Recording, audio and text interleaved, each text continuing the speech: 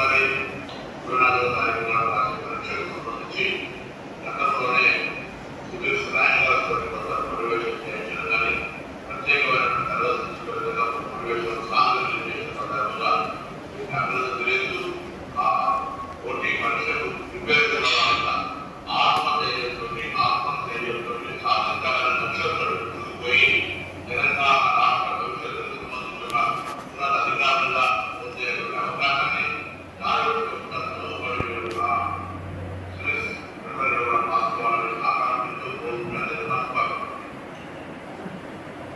So ఇది వారు చెప్పిన శుభాకాంక్ష సందేశం. ఒకటి ఏమన్నారు, ఆయన మనోగతం ఏంటంటే తెలంగాణ నుంచి మన యూత్ ఎక్కువ సివిల్ సర్వీసెస్ వైపు రావాలి, మనం అధికారులను కావాలి. పవర్ అనేది రెండు రకాలు, పొలిటికల్ పవర్ ఒకటి, బ్యూరోక్రటిక్ పవర్ ఒకటి.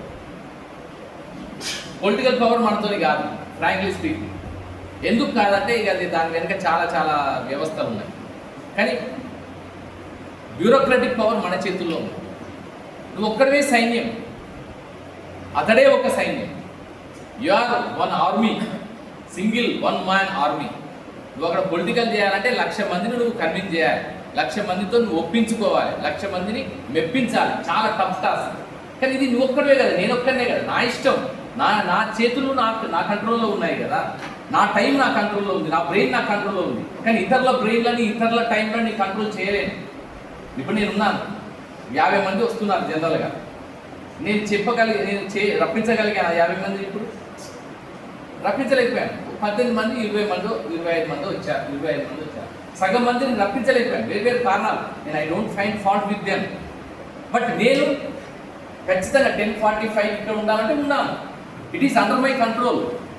My body, my mind, my thought, my ideas, and everything is under my control.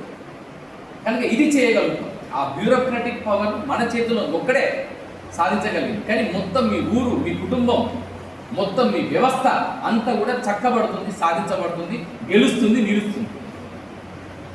అందుకే ఇక్కడ పాయింట్ ఏంటంటే ఐదర్ పొలిటికల్ పవర్ కావాలి బాస్, పవర్ కావాలంటే. ఆ పవర్ కావాలంటే రెండే రెండు మార్గాలు భారతదేశంలో. One is political power and the other is bureaucratic power. పవర్లలో అన్ని పవర్లు పవర్ కాదు. ఎలక్ట్రిసిటీ కూడా పవరే, కాలిపోతాం.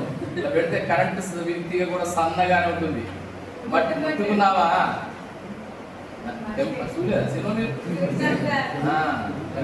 అట్లనే. కానీ ఇక్కడ ఈ పవర్, బ్యూరోక్రటిక్ పవర్, ఒక్కసారి ఏం లేదు నాన్న, ఒక్క 2 ఏళ్ళు మీరు కష్టపడితే, ఒక్క 1 ఇయర్ కష్టపడితే, గట్టిగా మంచిగా ఒకటే ఫోకస్గా చేస్తే మిగతా 35 ఏళ్ళు మీరు పవర్ని every way you can enjoy like anything.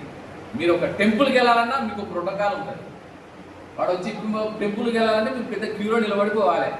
Balkampet Yellamma temple పోవాలంటే పరిశాన్ కావాలి క్యూలో, అవునా? అదే రేపు నువ్వు ఒక ఆఫీసర్గా వెళ్తున్నావు అనుకో, there will be a protocol.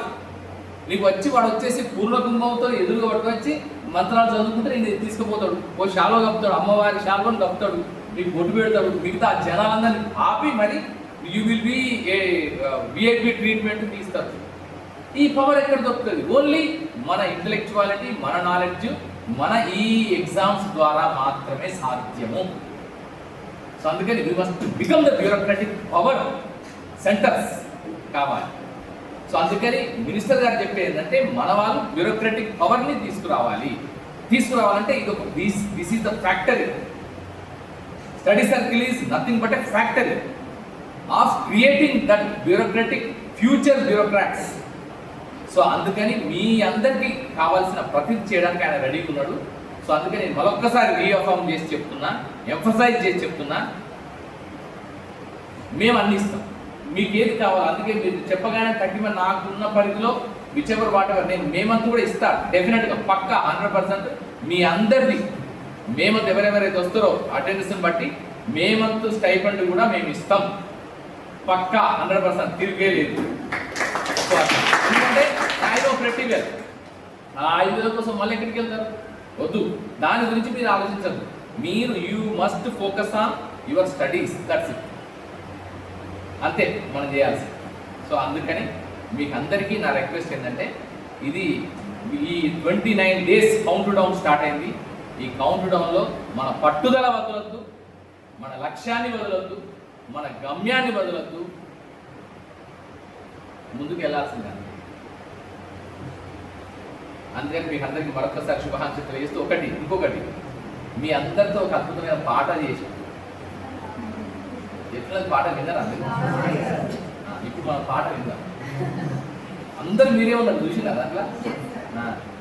అది నాన్నకి ఇంత దీనికే ఇట్లా స్టూడెంట్గా ఉన్నప్పుడే ఇంతుంటే రేపు ఆఫీసర్ అయిన తర్వాత అన్న నడిచొస్తే మాస్, అన్న నించుంటే మాస్, అన్న మడదెడితే మాస్, అంతే కదా. రేపు ఆఫీసర్ అయిన తర్వాత నువ్వు ఇట్లా పోతుంటే కూడా పరేషాన్ మొత్తం ప్రతి ఒక్కడు. నువ్వు రాత్రిపూట ఎవరికైనా చలికాలం పూట ఫుట్పాత్ మీద ఎవరైనా పడుకుంటే రాత్రిపూట వెళ్ళి నీ డబ్బుల్లోంచి, నీ జీతంలోంచి, నీ హృదయం ఉండి చెద్దర్లు కూడా వాళ్ళకి ఇచ్చినావు అనుకో, that will also become a news in the paper. DSP గారు ఏం చేశారు అంటే, ఏఎస్పీ గారు, ఐపీఎస్ గారు ఏం చేస్తారంటే అర్ధరాత్రి పూట ఇట్లా పెట్రోలింగ్ చేసుకుంటూ